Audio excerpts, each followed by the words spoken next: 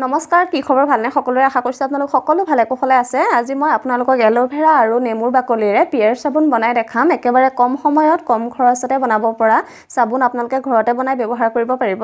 Aloe vera গিডাল মই এনেদৰে কাটি অকমান সময় ৰাখি থৈছোঁ। ইয়াৰ পৰা হালধীয়া পানী এটা ওলাই, সেইটো ছালৰ কাৰণে ইমান ভাল নহয়, সেইবাবে পানীটো যোৱালৈকে ৰখিবলৈ দিব। এতিয়া মই এল'ভেৰা গিডাল সাইডগিটা কাটি এনেদৰে উলিয়াই লৈছোঁ। ইয়াৰ বীজখিনি ধুনীয়াকৈ উলিয়াই ল'ম। লগতে মই এটা নেমু লৈছোঁ। নেমুটো মই বাকলিখিনিহে ব্যৱহাৰ কৰিম। এনেদৰে মই বাকলিখিনি কাটি লৈছোঁ। এতিয়া মিক্সাৰ বাটি এটাত মই নেমু বাকলিখিনি ভৰাই লৈছোঁ। লগতে এল'ভেৰাৰ যিখিনি জেল উলিয়াই থৈছিলোঁ সেইখিনিও তাৰ লগতে মই পিচি ল'ম।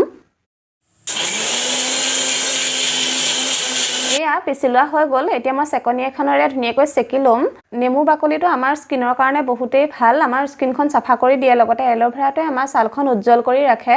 চাবোন বনাবলৈ চব বেছ লাগিবই। মই চব বেছটো অনলাইন অৰ্ডাৰ কৰি লৈছোঁ। আপোনালোকেও চব বেছটো ফ্লিপকাৰ্টত আনি ল'ব পাৰিব, বেছি দাম নলয়।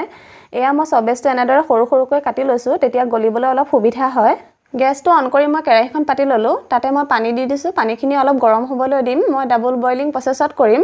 এয়া চচ এটাতে মই চব বেছখিনি ভৰাই ল'লোঁ। এতিয়া পানীখিনি গৰম হৈ গ'ল। চচটো তাৰ ওপৰতে দি দিছোঁ এনেদৰে। এতিয়া মই চামুচ এপাতেৰে চব বেছখিনি লৰাই থাকিম গলি যোৱালৈকে। সুন্দৰকৈ গলিবলৈ দিব। চাবোনটো বনাবলৈ মই আজি চিলিকন তেলখনে ব্যৱহাৰ কৰিম। ইয়াতে অকণ অকণ নাৰিকল তেল দি পেলাই মোহাৰি লৈছোঁ, যাতে চাবোনটো সহজতে ওলাই আহে। এয়া ধুনীয়াকৈ গলি গৈছে। চব বেছখিনি ধুনীয়াকৈ গলি গ'ল। এতিয়া মই এল'ভেৰা আৰু নেমুৰ ৰস যিখিনি উলিয়াই থৈছিলোঁ সেইখিনি ইয়াতে দি দিছোঁ। এইখিনি দিয়াৰ পিছত বেছি সময় উতলাব নালাগে। চাবোন ৰেডি হৈ গ'ল ধুনীয়াকৈ। এতিয়া মই চিলিকন তেলখনতে বাকি দিম। চাবোন বনাবলৈ হ'লে আপোনালোকে দুটা কথা মন কৰিব। চব বেছখিনি সুন্দৰকৈ গলাই ল'ব আৰু লগতে চব বেছৰ পৰিমাণতকৈ তাত লগত যিটো দ্ৰব্য দিব সেই দ্ৰব্যটো একেবাৰে কম পৰিমাণত দিব, নহ'লে চাবোনটো ঢিলা হৈ যাব। চাবোনটো চিলিকন তেল বকাৰ পিছত 5 মিনিটমান ৰৈ দিব। তাৰপিছত চামুচ এপাতেৰে এনেদৰে ফেনটো কাঢ়ি দিব, তেতিয়া চাবোনটো দেখিবলৈ ভাল হ'ব।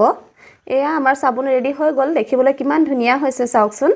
এনেদৰে পিয়াৰ চাবোন ঘৰতে বনাই আমি ব্যৱহাৰ কৰোঁ। একেবাৰে সহজ পদ্ধতিৰে আপোনালোকক দেখাইছোঁ। আপোনালোকেও ঘৰতে এনেদৰে বনাই ব্যৱহাৰ কৰিব পাৰে। চাবোনটো বৰ ধুনীয়াকৈ ফেনাইছে, লগতে গন্ধটো বৰ ধুনীয়া হয়। মই ফেচ ৱাছ ব্যৱহাৰ নকৰোঁ, যিহেতু ইয়াত কোনো কেমিকেলছ ব্যৱহাৰ নাই। সেইবাবে মই ঘৰতে এনেকৈ বনাই লোৱা চাবোনকে ব্যৱহাৰ কৰোঁ। যদি ভিডিঅ'টো চাই ভাল পালে আমাৰ চেনেলটো ছাবস্ক্ৰাইব কৰি দিব।